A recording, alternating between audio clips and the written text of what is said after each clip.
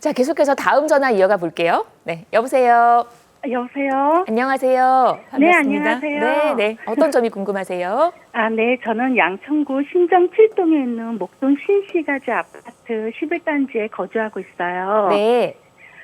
근데 지금 재건축 때문에 관심이 많은데, 네.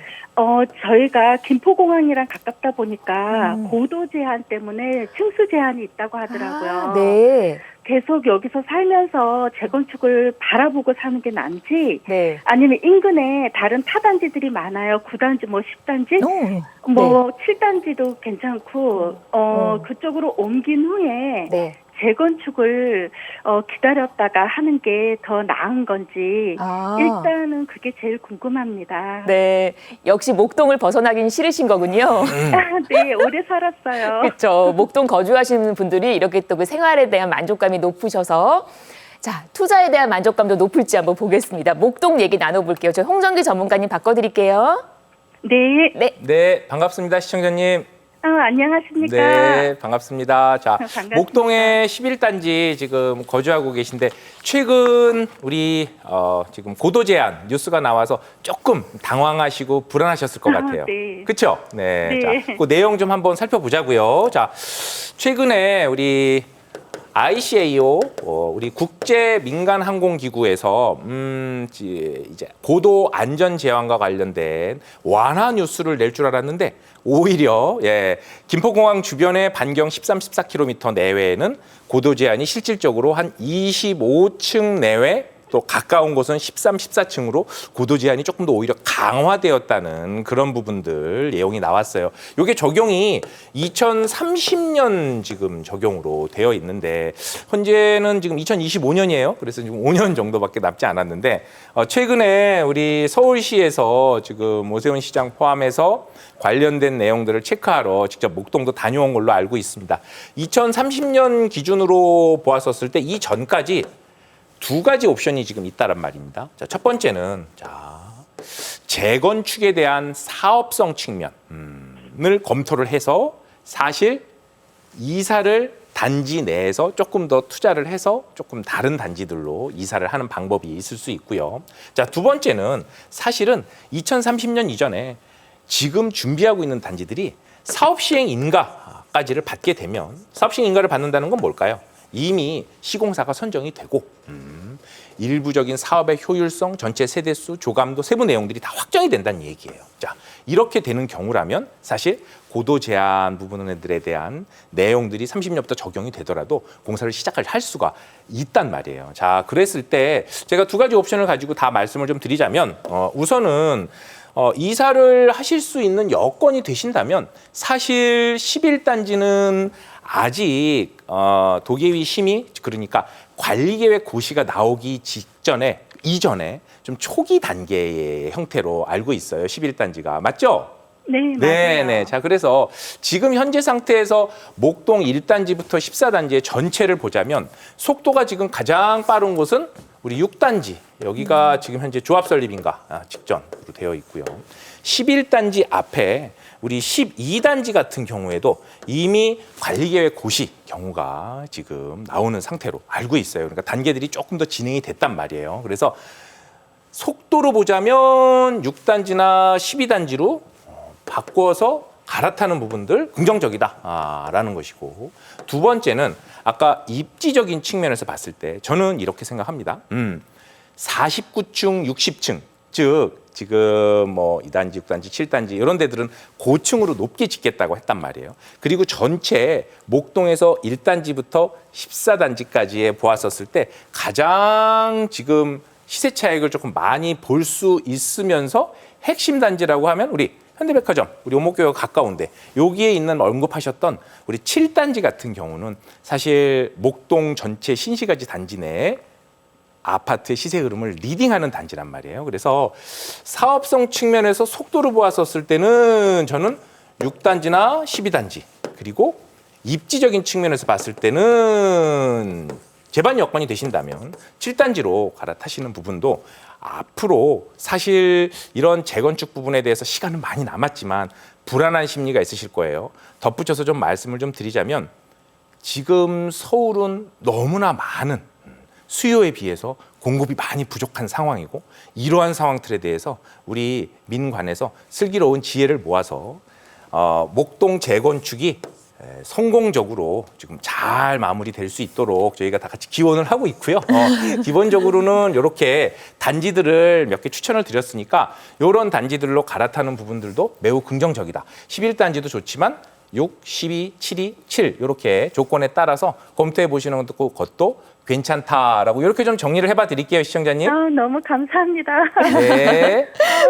진짜 한눈에 정리가 됐어요. 네. 반가웠습니다. 참고해 보시고 또 갈아타기 계획 세우시면 좋을 것 같아요. 네, 고맙습니다. 네, 목동 얘기 함께 나눠봤습니다. 워낙에 이제 그 대규모 재건축 단지여서 많은 분들 관심 갖고 계시는데 또 더불어서 도움이 되셨기를 바랍니다.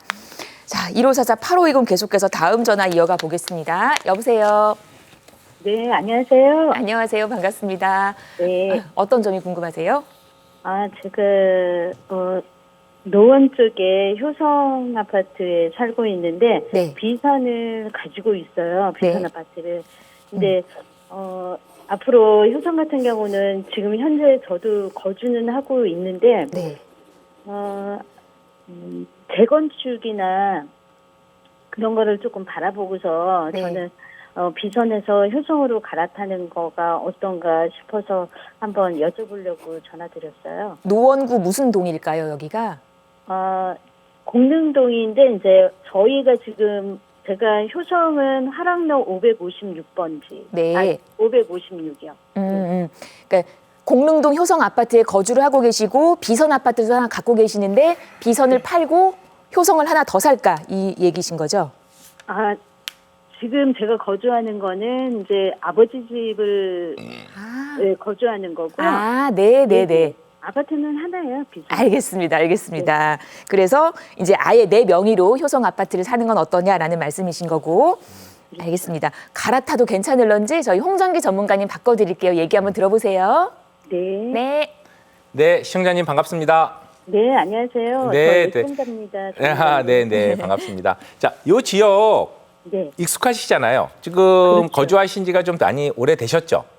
한 20년 넘었죠, 약간? 네, 자, 오래되셨으니까 좀 지역의 특성도 잘 알고 계실 텐데, 자, 요 내용 지금 효성 아파트 그리고 비선 아파트 한번 함께 비교를 해보자고요. 네. 자, 우리 공릉동 효성 아파트 경우에는 사실 역세권, 우리 화랑대역에서도 가까운 역세권이고 주변 아파트의 시세 흐름을 일부 리딩하는 단지 중에 하나다라고 볼 수 있습니다. 자, 이유는 우리가 실제로 여기 보면 몇 군데 아파트 단지들이 좀 있지만 여기서 가장 가까우면서 세대수는 많지는 않지만 대표성을 띈 단지 중에 하나예요. 근데 그에 비해서 우리 비선 아파트 같은 경우 아까 조금 전 상담에서도 말씀드렸지만 자, 특징 두 가지. 자, 이미 효성 아파트 경우에는 21년도 전고점 관련돼서 25평형, 20평형대들이 가격의 시세 흐름을 좀 회복하고 있다. 즉 주택을 볼 때 가격의 탄력성들, 과거와 지금 현재 흐름을 체크를 해보면 앞으로의 흐름을 조금 예견해 볼 수가 있거든요. 자, 이런 내용들. 비선 아파트는 아직 요 흐름들이 조금 좀 미진한 것 같아요. 자, 두 번째는 실제로 재건축 얘기들을 아까 말씀을 하셨는데 요 내용들 조금 보자면 사실은 기대감은 충분히 가지실 수 있어요. 우리 공릉동 효성 아파트. 비선 아파트보다는 효성 아파트로 갈아타는 부분들 이쪽으로 몰아서 이 효성 아파트 쪽으로 투자를 하시는 부분들에 대해서는 제가 긍정적으로 한 표를 말씀을 드리는데 사실 재건축에 대한 사업성 얘기를 보자면 주변이 우리 태릉 골프장 예전부터 개발하겠다 한참 전에 얘기가 나왔는데 아직 가시적인 얘기는 아직은 없어요. 좀 물음표고요. 요 바로 옆에 여기가 육군사관학교잖아요. 아무래도 훈련이라든지 이런 부분들 지금 고도 제한들을 비롯해서 개발 행위와 관련된 일정 부분에 있어서 모든 부분들에 대한 지구 단위 개발 계획을 포함한 도시 개발 계획들이 열려 있는 부분들이 다소 지금 오픈돼 있지 않은 것들이 있어요. 자, 그래서 이러한 고도 제한, 행위 제한들을 일부 감안을 했었을 때는 장기적인 측면에서 보았었을 때는 공릉동 효성 아파트가 괜찮지만 단기, 중기로 보았었을 때는 지금 가까운 시일 내에는 바로 재건축을 하는 부분들에 있어서의 사업성을 기대하기에는 조금 아쉽다. 그리고 두 번째로는 우리 비선 아파트하고 효성 아파트 두 개 중에 우리 흐름을 비교를 해보자면 시세 흐름과 가격 탄력도 그리고 실제 매매 거래량들을 비교해 보았었을 때 효성 아파트로 갈아타시는 부분들은 충분히 긍정적이다. 요 정도로 좀 정리해 봐드리면 괜찮으실까요? 네, 그것도 괜찮고요. 네. 혹시 그러니까 효성을 안 사고 예. 다른 쪽으로 투자하는 것도 조금 예. 아, 다른 지역이요. 말씀 가는 좀 금액은 해주세요. 어느 정도 보고 계세요? 제가 가용할 수 있는 게 그냥 5억이라고 생각하시면 될 것 같아요. 아, 네네네. 5억 정도. 전세를 안고 말씀하시는 걸까요? 아니죠. 저는 이제 비선을 원래는 월세를 지금 받고 있는 아파트거든요. 네. 근데 그거는 그냥 월세를 그냥 포기하고 그냥 제가 이제 가지고 있는 거 하고 그다음에 비선 판 금액하고 해서 예. 한 10억대 정도에서 예, 아파트를 추천을 받고 싶어요. 아, 10억대로. 예. 10억대로 내려가신다 그러면 사실은 자, 두 가지 특징을 보고 말씀을 드릴게요. 구체적인 단지들을 언급하는 부분도 있겠지만 사실은 지금 있는 부분들에서 조금 더 남쪽으로 네.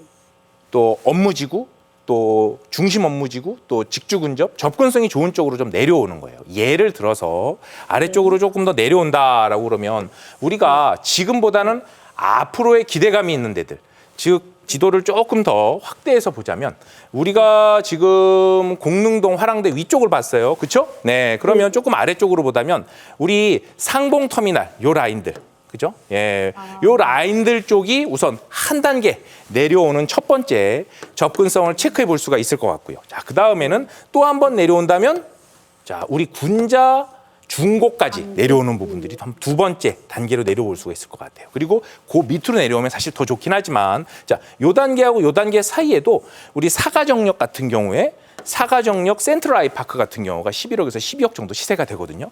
여기 시세가 대표성을 띈 단지에서 조금 가격이 높다라고 했었을 때는 여기 상봉터미널하고 중화 요 라인에 있는 사이들 중에 단지들도 충분히 10억 전후에서 체크해 보실 수 있는 부분들이 있고 사실 요 지역들이 현재 아파트 시세 흐름이 조금 약하다라고 볼 수 있지만 주변이 지금 재개발 또 재건축, 특히나 재개발이죠. 중량구 일대가 재개발 흐름들이 상당히 활발해요.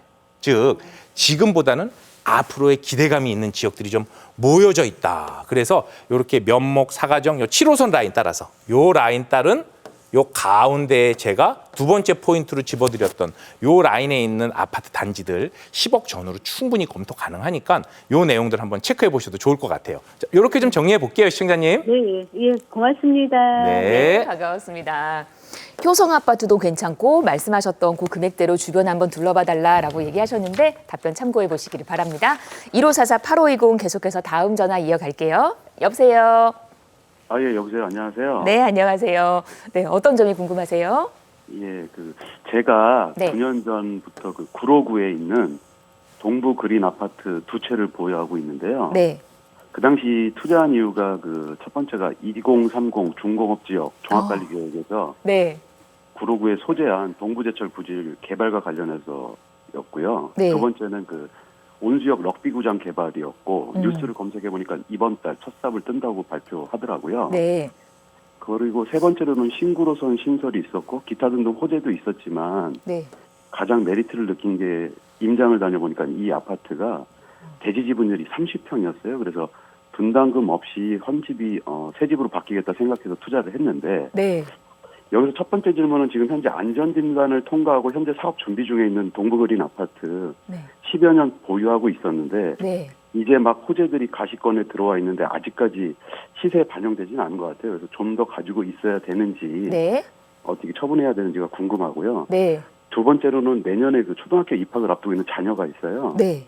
그래서 자산을 모두 정리해 보면 한 12억에서 14억 금액으로 준신축 기준 초등학교 학세권 아파트를 찾아보니까 네. 좀 아까 얘기하신 것처럼 청량리 쪽이 유력하더라고요. 네. 그래서 자녀의 교육과 미래 가치를 고려한 네. 좋은 투자처가 있는지 궁금해서 연락드렸습니다. 스튜디오를 한번 모시고 싶습니다, 지금. 이 일대를 정말 면밀하게 분석하고 들어가신 거네요. 예. 근데 저의 판단만이 아니라 전문가의 의견을 좀 듣고 싶어서 전화드렸습니다. 저도 좀 배우겠습니다. 구로 일대 동부 그린 아파트 얘기하셨는데 앞으로의 투자 가치 그리고 요 금액대로 이제 또 아이 키우기 좋은 곳 청량리 일대 또 어디가 좋으냐라고 얘기하셨는데 저희 홍정기 전문가님 바꿔드릴게요. 얘기 한번 나눠보세요. 예. 네. 네, 반갑습니다, 시청자님. 예, 안녕하세요. 네. 자, 말씀 들었고요. 자, 시청자님, 자, 우리가 생각을 좀 해보자고요. 지금 동부그린 지금 여러 분석을 통해서 중공업 지역 또 기대감을 가지고 두 채를 지금 매수를 하신 거죠?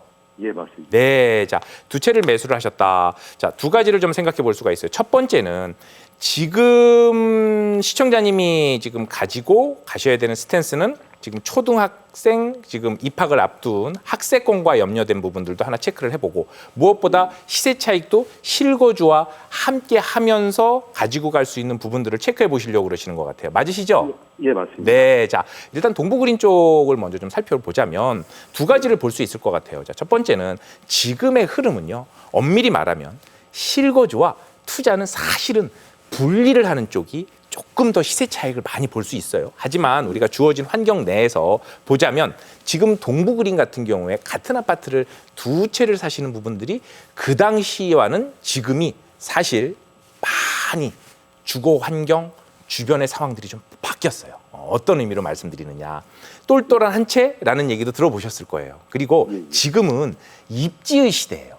그 당시에 분석하셨던 동부그린의 아파트에 대한 내용이 물론 알찰 수 있겠지만 지금은 조금이라도 더 중심 업무지구 쪽 그리고 직장과 조금 더 가까운 쪽 그리고 인문적 환경이 좀 더해지는 서울 중심권 쪽으로 들어오는 부분들이 집값, 주택, 아파트, 빌라, 비아파트를 포함해서 이거에 대한 탄력도가 훨씬 좋아지거든요. 그래서 지금 추천 말씀을 좀 드리자면 우선 동부그린 두 채는 매도를 하시는 쪽으로 검토를 해보시는 게 맞다라는 것들을 첫 번째 좀 말씀을 좀 드리고 싶고 두 번째는 그러면 지금 체크해 보시는 단지들 청량리 쪽에 혹시 검토해 보신 단지들이 좀 있으세요?